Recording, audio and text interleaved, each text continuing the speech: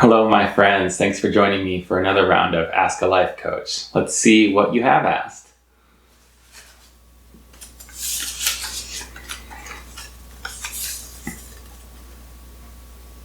Why do so many gay men still seem to discriminate against gay men who are more feminine? Oh boy, okay. Well, it's really tough when we speak of issues of judgment or discrimination or questions of what's going on in other people's heads. So I'm always very hesitant to, speak too strongly or overgeneralize in situations like this. I think you got to realize that our brains like to simplify. They like to categorize. They create in-groups and out-groups. There are the people who are like us, and there are the people who are different from us. And we have in-group biases where we tend to favor and cut more slack to the people that we see as sort of being on our team. And then we have out-group biases where we tend to oversimplify and judge more harshly the people that we see as being outsiders. So our brains do this all the time. All of us are doing this. You're doing this, whether you realize you're doing it or not. Why judgment around femininity? I think that, we live in a patriarchal society. That's all there is to it. We live in a society where being more masculine is seen as having more value than being more feminine.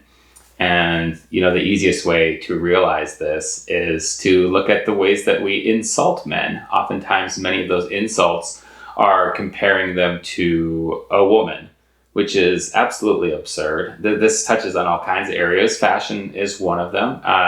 If a woman wants to dress more masculine, then she might face some judgment for doing so, but it's not seen as nearly as a social taboo as if a man wanted to wear a dress or something. And this is slowly changing. We are making social progress, but it's happening very slowly. And, I don't mean to suggest in any way that women have it easy in society and that men are the victims or any of that nonsense. That's not what I'm saying at all here.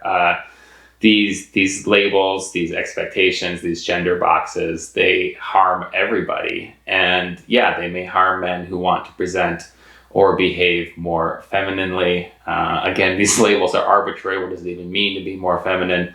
But once society's made this decision, people might come down and judge it. So, I don't really know what else to say. It's unfortunate that our brains do this. It's unfortunate that our brains often want to put somebody else down as a way to try to build ourselves up. That's, of course, not the way to go about this, and it's unfortunate, but it's tough. It's tough to do anything regarding what other people are thinking or what they're doing, so we always just work on ourselves. So if you're wondering about a question like this, I think the important route to take it is to you yourself do your best to step away from this. Give everybody the permission to be and behave however they want to, so long as they're not harming others.